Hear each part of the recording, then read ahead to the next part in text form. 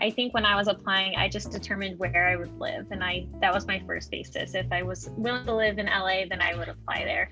And after that, I looked at the curriculum. I knew I wanted a school that was focused on medicine as well. So that put up schools high on the list, such as Harvard, that has the medical integration. So I was really focused on the location. And then after that, I just looked at the curriculum. I forgot to mention that class size was important to me. I went to a school that had a large class, but in our individual classes, it was only about 35 students. So that's what I was looking for. And that's what this school had as well. I also had location on the top of my criteria. So I wanted to stay in Boston. So I applied to the main schools in Boston. Also, Tufts does have a early assurance program, which I was a part of. So that kind of made my decision making a bit easier. So for anyone who's not familiar with the early assurance program, it's a program where I'm not sure if all undergrads do it, but mine did. And it's a program where you apply in your sophomore year. And it's basically like an early acceptance to that school's graduate program.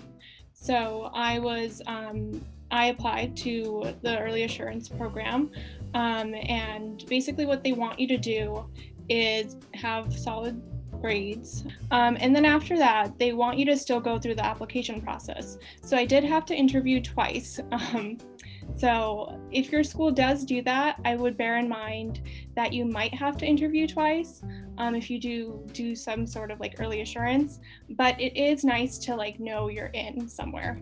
So I would recommend it. Keep in mind the price of the school that you end up going to. So if you do have a choice between like a state school or a private school, I would really look at the finances and like make the most financially smart decision. Keeping in mind, you know, all the other criteria that you have, but in the end, we will be paying all this money back. So it does make sense to bear in mind the finances.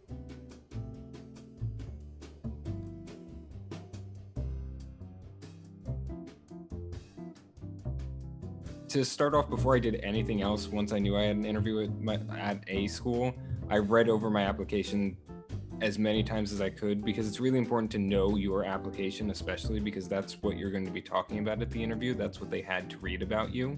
And I also read over any secondary essays that I wrote for that school and my personal statement as well. After doing that 1,000 times, I looked up common dental school questions on Google, and I wrote out answers to any of the questions I could find that were just general questions like why dentistry, why our dental school, things like that, just so I had some sort of idea what I wanted to talk about on the interview day and could expound upon that if necessary.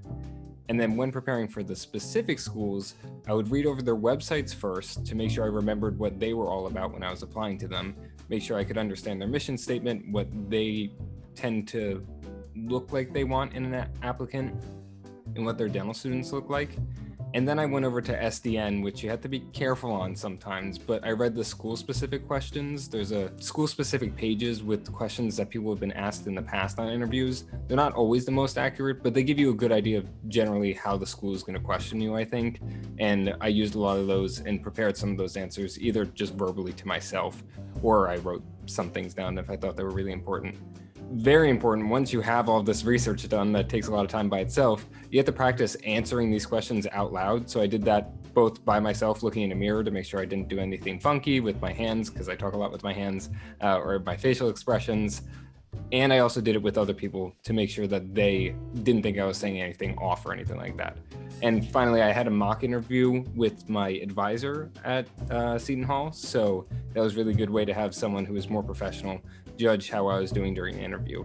And it gave me useful feedback for interview day.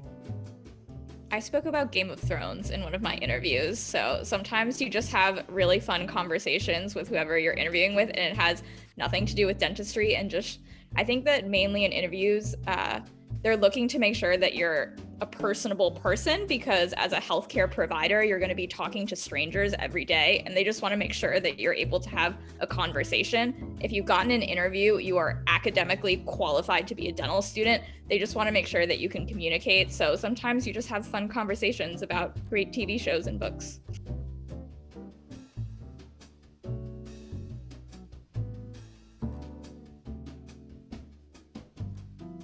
Memorize key points you want to say. Don't memorize your whole interview. And Alice? Practice smiling as much as you can. Good one. Mariam? I practiced interview questions with my mom. Aw, that's nice. NIcki? I did mock interviews with my best friend that was applying to medical school. Nice. Emily? Research the school so you know what makes it unique. That's really important. Jenn? I picked an outfit that I was comfortable in because a lot of the women's suits jackets are too tight for my broad shoulders. Thank you so much for watching this video. A special thank you to Elizabeth and all of our wonderful panelists for making this event possible. If you want to check out some of our other dental content, check us out at mydentalkey.com or follow us on our various social media platforms. Also, make sure to subscribe to this YouTube channel to see when we post videos next. Until then, see you next time.